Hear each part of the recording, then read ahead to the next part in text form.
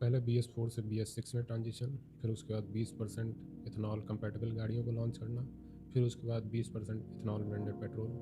अब उसके बाद तैयारी है 27% इथेनॉल ब्लेंडिंग की, फिर उसके बाद तैयारी है 30% इथेनॉल ब्लेंडिंग की, और बाकी BS7 के नॉर्म्स तो आने ही वाले हैं। तो आप ये कह सकते हैं कि ये सब एक परफेक्ट रेसिपी है इंडिया के ऑटो सेक्टर को बर्बाद करने के लिए, और इसका प्राइम भुक्तभोगी जो होगा वो इंडिया का मिडिल क्लास होगा। आइए जानते हैं इसके बारे में डिटेल से। गवर्नमेंट का प्लान है कि जो व्हीकल पोल्यूशन है उसको कम से कम करना है, और इंडिया में जो पोल्यूशन की समस्या है उससे निपटना है। तो गवर्नमेंट का जो मेन फोकस फ़िलहाल के टाइम पे है वो है इथेनॉल पे, या ये कहे कि पेट्रोल या डीजल में कुछ ना कुछ मिला के पोल्यूशन को कम करने पे। गवर्नमेंट की जो सोच है वो तो बढ़िया है, लेकिन इनका जो पॉलिसी इम्प्लीमेंटेशन है उसका जो तरीका है वो कहीं ना कहीं आम लोगों पे भारी पड़ रहा है, और ख़ासकर ऑटो सेक्टर पे भारी पड़ रहा है। इसकी शुरुआत होती है जब BS4 से BS6 में ट्रांजिशन हुआ, तो जाहिर सी बात है टेक्नोलॉजी चेंज हुई तो कॉस्ट उसकी बढ़ेगी। उस कॉस्ट को भी इंडिया के जो एक बड़ा तबका है जिसे मिडिल क्लास कहते हैं उसने बेयर किया, ठीक है। फिर उसके बाद BS6 के बाद जब E20 कंप्लाइंट व्हीकल बनने शुरू हुए, उनमें अगेन कॉस्ट बढ़ी, क्योंकि जाहिर सी बात है R&D होता है, कंपनियां उसमें खर्चा करती हैं, तो वो कॉस्ट कस्टमर को ट्रांसफ़र कर देती है, तो ये कॉस्ट भी कस्टमर बेयर कर रहा है। अब उसके बाद तैयारी है E27 की, फिर उसके बाद तैयारी है E30 की, फिर उसके बाद तैयारी है BS7 नॉर्म्स की। ये सारे जितने अपग्रेडेशन होंगे इनकी सबकी कॉस्ट इंडिया की जो पब्लिक है उसको बेयर करना पड़ेगा। अब इसमें कमी कहाँ है उस पर मैं बात करना चाहूँगा। कमी यहाँ है कि गवर्नमेंट का कहना है कि व्हीकल पोल्यूशन को हमको कम करना है, लेकिन गवर्नमेंट ने गलत सेगमेंट को ही टारगेट किया है। कारण ये है कि इंडिया के जो कमर्शियल व्हीकल हैं वो टोटल जो सेल है व्हीकल की उसमें मात्र अभी फ़िलहाल 2% उनका कंट्रीब्यूशन है, लेकिन पॉल्यूशन में उनका कंट्रीब्यूशन 70% है, और गवर्नमेंट ने फ़िलहाल उस सेगमेंट को एकदम खुला छोड़ रखा है। उस पर फ़िलहाल कोई उनकी नज़र नहीं है, और ना वो इस चीज़ पे अभी ध्यान दे रहे हैं कैसे उसको कर दिया जा सके, क्योंकि मेजर जो कंट्रीब्यूटर है वो हमारा कमर्शियल व्हीकल है। इसके लिए एक अभी रिपोर्ट आई है C-STEP की, आप उसमें पढ़ सकते हैं कि कैसे 2% जो व्हीकल हैं वो 70% पोल्यूशन में कंट्रीब्यूशन देते हैं। और हम सभी जानते हैं कि प्राइवेट गाड़ियाँ जितनी भी होती हैं, बहुत ही रेयर आपने देखा होगा कि प्राइवेट गाड़ी ऐसा पोल्यूशन करें जैसा कि कमर्शियल गाड़ियाँ करती हैं। काफ़ी लोग सालों तक उसे काफ़ी मेंटेन रखते हैं। तो पहली तो दिक्कत ये है। दूसरी दिक्कत ये है कि गवर्नमेंट के एम इतने एम्बिशियस हैं कि वो गवर्नमेंट पे तो भारी नहीं पड़ रहे हैं, लेकिन इंडिया के ऑटो सेक्टर पे और इंडिया के मिडिल क्लास पे बहुत भारी पड़ रहे हैं। कैसे जानते हैं? पहले के टाइम पे जो BS4 ऑल्टो आती थी वो 2.5-3 लाख या मैक्सिमम 3.5 लाख में उसका टॉप मॉडल आ जाता था, ऑल्टो जैसी छोटी गाड़ी। लेकिन आज के टाइम पे अगर ऑल्टो जैसी छोटी गाड़ी लेने जाएंगे वो 5.5 से 6 लाख में आती है। तो आप समझ सकते हैं कितना ज़्यादा प्राइस इंक्रीज़ हुआ है। ऑब्वियसली केवल ये सब अपग्रेडेशन ही एक फैक्टर नहीं है, और भी कई फैक्टर हो सकते हैं लाइक इन्फ्लेशन वगैरह, लेकिन कहने का मतलब ये है कि आप प्राइस का जंप देख सकते हैं। तो इसके साथ ही मेन जो यहाँ पे ध्यान देने वाली चीज़ ये है कि आपको पर कैपिटा इनकम ध्यान देना होगा, क्योंकि गवर्नमेंट जो पॉलिसीज़ फॉलो कर रही हैं वो वेस्टर्न कंट्रीज़ को देख के फॉलो कर रही हैं। जैसे कि इंडिया के जो BS6 नॉर्म्स हैं या BS7 नॉर्म्स जो आने वाले हैं, या इथेनॉल ब्लेंडिंग, या ये जो भी है, ये सब वेस्टर्न नेशंस को देख के ये सब फॉलो अप कर रहे हैं। तो लेकिन इन लोगों के दिमाग में ये चीज़ नहीं आती कि वेस्टर्न कंट्रीज़ की जो पर कैपिटा इनकम है वो इंडिया के कंपैरिजन में कम से कम 10 से 20 गुना ज़्यादा है। एग्जाम्पल के लिए इंडिया की जो पर कैपिटा इनकम फ़िलहाल में है वो $250 है, ठीक है। अमेरिका की जो पर कैपिटा इनकम है वो $89,000 है। जर्मनी की बात करें तो $55,000, UK की बात करें तो $54,000, कनाडा की 53,000, फ्रांस की 46,000, और चाइना की $13,000 अप्रॉक्सीमेटली, ठीक है। लेकिन गवर्नमेंट फॉलो क्या करना चाहती है? यूरोप के स्टैंडर्ड, और हमारी इनकम में डिस्पैरिटी आप देख सकते हैं कितनी ज़्यादा है।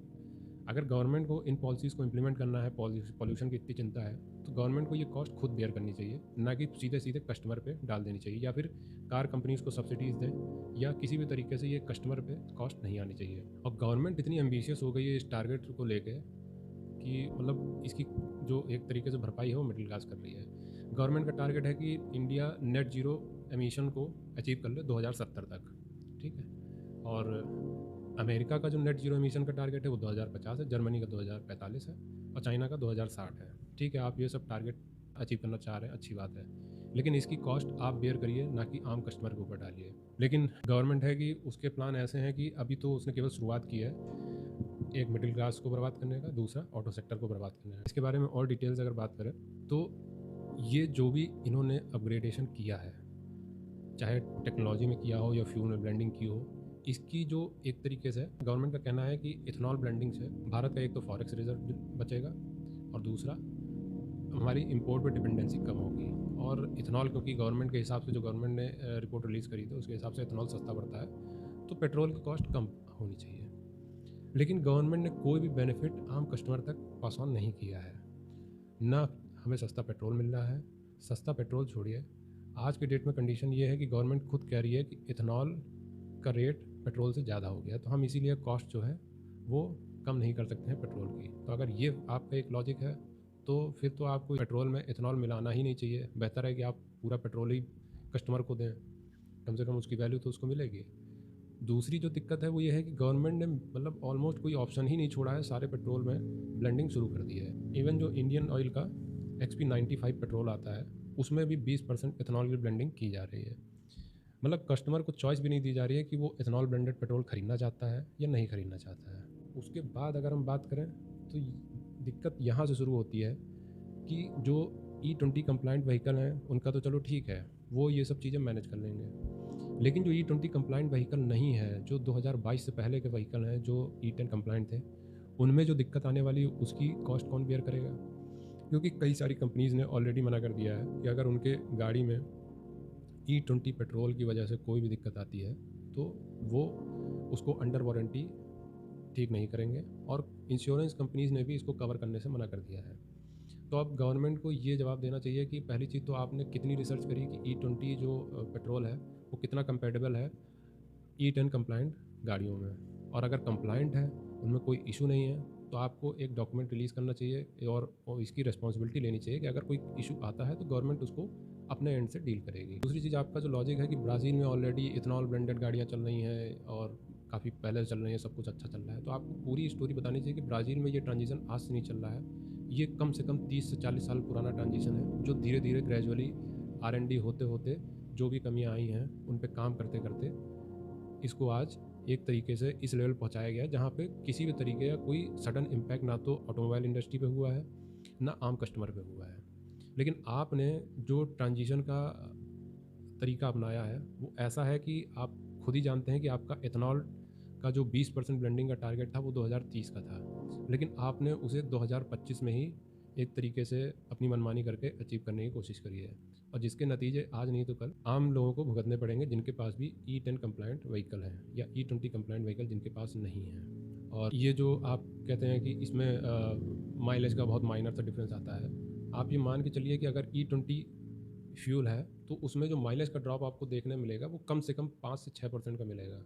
लेकिन आप इसको ऐसे इग्नोर कर रहे हैं कि जैसे कोई बहुत बड़ी बात है नहीं, लेकिन एक आम कस्टमर के लिए बहुत बड़ी बात है। उसके बाद अब आपका टारगेट है कि E27 पेट्रोल लॉन्च करना 2030 तक का आपने टारगेट रखा है, लेकिन जिस तरीके से आपकी जो पुराना ट्रैक रिकॉर्ड है देखते हुए लगता है कि आप इसको भी विद इन 2 ईयर या 3 ईयर में आप इसको कंप्लीट करना चाहेंगे। लेकिन अब यहाँ पे कई सारी चीज़ें और आ जाती हैं कि पहले तो आप ये देखिए कि इथेनॉल जो है वो मेनली शुगर केन से बन रहा है। शुगर केन एक वाटर इंटेंसिव क्रॉप है, तो क्या इसका एनवायरनमेंट पे इम्पैक्ट नहीं है? ऑलरेडी हमारी कई जगह ग्राउंड वाटर स्कार्सिटी है, मतलब कई स्टेट में, खासकर यूपी और महाराष्ट्र की बात करें तो आप ये अगर एक तरीके से पोल्यूशन कम करना चाह रहे हैं तो लेकिन किसकी कॉस्ट पे?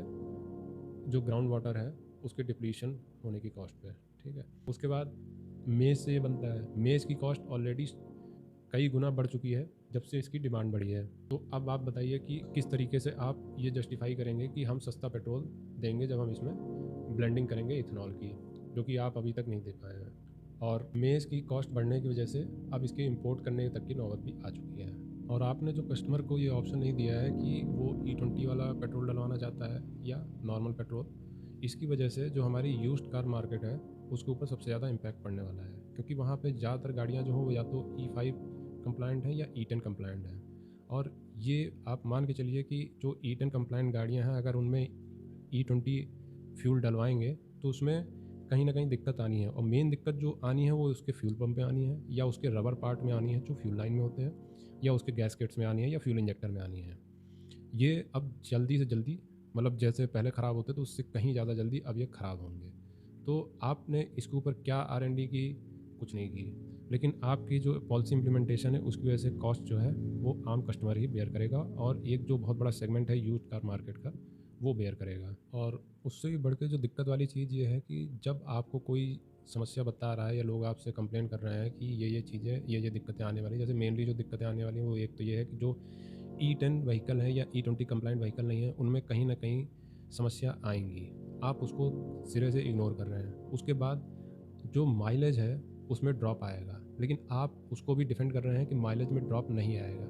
जबकि आप अगर जितनी भी रिसर्च है वहाँ पे आप देख लीजिए, आपको 5 से 6% का माइलेज ड्रॉप मिलना ही है अगर E10 फ्यूल आप यूज़ कर रहे हैं। और अगर आप ये एनफोर्स कर ही रहे हैं कि कस्टमर को E20 फ्यूल लेना ही है, तो आप उसकी जो आपने डॉक्यूमेंट में क्लेम किया था, जो नीति आयोग का था कि उसकी जो कॉस्टिंग है जो कम होगी वो आप कस्टमर को पास ऑन करेंगे, बट वो भी आपने नहीं किया। जबकि अगर हम देखें तो पहले 2018 की अगर हम बात करें तो उस टाइम पे पेट्रोल 72 रुपये के आसपास करीब था पर लीटर में, और उसके बाद आज की डेट में अगर हम पेट्रोल की बात करें तो वो लगभग 94-95 रुपये पर लीटर है। लेकिन अगर हम क्रूड ऑयल के प्राइसेस की बात करें, 2018 में करीब 70 या $71 पर बैरल था। आज क्रूड ऑयल की जो वैल्यू है वो करीब $68 पर बैरल है। मतलब कि क्रूड ऑयल की जो वैल्यू है वो वहीं पे है, लेकिन जो कस्टमर फ्यूल ले रहा है, पेट्रोल ले रहा है, उसकी कॉस्ट आज कम से कम 20 से 30 गुना उसकी बढ़ गई है। लेकिन जबकि होना ये चाहिए था कि आप अगर ब्लेंडेड पेट्रोल दे रहे हैं तो उसकी कॉस्टिंग कम रखनी हो चाहिए थी आपको, बट वो चीज़ भी आपकी तरफ से नहीं हुई है। और उसके बाद जो एक मेजर दिक्कत आएगी वो उन लोगों के लिए आएगी जिनकी कि सेकंड हैंड मार्केट से कार ख़रीदने की मतलब कैपेसिटी थी, या वो उसको ख़रीदना ज़्यादा प्रेफर करते थे। तो उनके लिए दिक्कत आज के टाइम पे ये आ जाएगी कि अगर वो सेकंड हैंड कार ख़रीदते भी हैं, क्योंकि वो ऑब्वियसली E20 कंप्लाइंट नहीं होगी ज़्यादातर कारें। तो अगर जो कारें 2 लाख, 3 लाख या 4 लाख या 5 लाख या ऑलमोस्ट 7-8 लाख में मिल जाती थी अच्छी कारें, उनको लेने का आज की डेट में कोई मतलब नहीं बचा है। क्योंकि जब आप इन्फोर्स कर रहे हैं कि आपको E20 पेट्रोल ही मिलेगा, और जब ये पता है कि E20 पेट्रोल से कॉम्प्लिकेशन होंगे इन कारों में, तो ये कारें पूरी तरीके से अब कंडेम हो जाएंगी, और ये कारें अब किसी के यूज़ के फ़िलहाल तो नहीं बचनी है। इसीलिए आपको कम से कम ये ऑप्शन देना चाहिए था कि कस्टमर के पास कि एक ऑप्शन हो कि वो प्योर पेट्रोल लेना चाहता है या ब्लेंडेड वाला। आप कॉस्ट नहीं कम कर रहे हैं वो चीज़ समझ में आती है, लेकिन कम से कम आपको इतना करना चाहिए था, जिससे कि ऐसे कस्टमर के लिए एक ऑप्शन हमेशा खुला रहे। आपने इथेनॉल ब्लेंडिंग के इतने एम्बिशियस टारगेट तो रख लिए हैं, लेकिन आपको ये भी देखना चाहिए कि कहीं इथेनॉल ब्लेंडिंग हमारी फूड सिक्योरिटी, वाटर सिक्योरिटी या लैंड सिक्योरिटी के कॉस्ट पे तो नहीं आ रहा है। क्योंकि आपको पता है कि अगर शुगर केन से इथेनॉल बन रहा है या मेज से इथेनॉल बन रहा है, तो कहीं न कहीं इसकी वजह से हमारी फूड सिक्योरिटी पे इम्पैक्ट ना आए, या ऐसी क्रॉप्स जो हमारे लैंड के लिए दिक्कत खड़ी करें या वाटर रिसोर्सेज के लिए दिक्कत खड़ी करें। तो आपको इन सब चीज़ों को भी कंसिडर करना चाहिए जब आप इतना एम्बिशियस टारगेट लेके चल रहे हैं कि आपको E30 तक पहुंचना है। और अच्छा तो यही होता कि आपको थोड़ा सा पेशेंस दिखाना चाहिए था और कस्टमर के लिए ऑप्शंस खुले रखने चाहिए थे E5, E10, E20 पेट्रोल के। क्योंकि जो व्हीकल्स 2023 तक बिके हैं, क्योंकि 2022 का आपने जो टाइमलाइन दिया था उसके 1 साल बाद तक भी E10 कंप्लाइंट व्हीकल बिके हैं। तो जो E10 कंप्लाइंट व्हीकल बिके हैं उनकी ऑलमोस्ट लाइफ साइकिल 15 साल की है। तो कम से कम आप 2038 तक ये ऑप्शन कस्टमर को देते कि E5, E10 जो फ्यूल है वो आपको अवेलेबल रहेगा। आप उनके लिए मैंडेटरी ना करते कि आपको E20 ब्लेंडेड फ्यूल ही लेना है, क्योंकि आप ये मान के चलिए इससे कहीं न कहीं इम्प्लीकेशंस होने वाले हैं व्हीकल के ऊपर। तो कस्टमर का इतना तो हक बनता था कि उसके पास ये ऑप्शन होना चाहिए था, और यही सही तरीका भी था किसी पॉलिसी को इम्प्लीमेंट करने का। और अब जब आपने पेट्रोल वाले सेगमेंट में इतनी आग लगा के रख दी है, तो अब आपका जो फोकस है वो धीरे धीरे डीजल पे घूम रहा है, डीजल व्हीकल की तरफ। क्योंकि अब आपने टारगेट किया है कि अब डीजल में भी आप आइसोब्यूटेनॉल मिलाएंगे 10% तक। जबकि आपको ये समझना चाहिए कि जब ट्रांजिशन हुआ था BS4 से BS6 में, तो ऑलरेडी जो डीजल व्हीकल थे उनमें कई सारी कॉम्प्लिकेशंस शुरू हो गई थी DPF की वजह से, जो कि आज तक भी चल रही हैं। उस एक पर्टिकुलर टेक्नोलॉजी की वजह से डीजल व्हीकल की कॉस्ट भी बढ़ी है और डीजल व्हीकल में समस्याएं भी बढ़ी हैं। अभी कंपनियां उसको लेकर कोप अप कर रही हैं, तो अब आप डीजल में भी कूदने की तैयारी में हैं। उसके बाद जब BS7 नॉर्म्स लागू होंगे, तो और आप मान के चलिए कि BS7 नॉर्म्स की वजह से डीजल व्हीकल की कॉस्ट बढ़ने वाली है और साथ में कॉम्प्लिकेशंस भी बढ़ने वाली है, क्योंकि आप डायरेक्टली या इनडायरेक्टली इस चीज़ पे आमादा है कि डीजल व्हीकल को ख़त्म कर देना है। जबकि आपके सामने स्टडी है कि कॉमर्शियल व्हीकल जितना पॉल्यूशन कर रहे हैं, पैसेंजर व्हीकल उतना नहीं कर रहे हैं। आपको इस चीज़ पे ध्यान देना चाहिए। और नॉर्मली जो लोग गाड़ी रखते हैं वो अपनी गाड़ियों को काफ़ी हद तक मेंटेन रखते हैं। बहुत ही रेयर होता है जब कोई अपनी गाड़ी को इस तरीके से रफ तरीके से चलाता है, और अगर ऐसा है तो आपके पास वो मैकेनिज्म होना चाहिए कि जो पॉल्यूटिंग गाड़ियाँ हैं उनको आप टारगेट करें।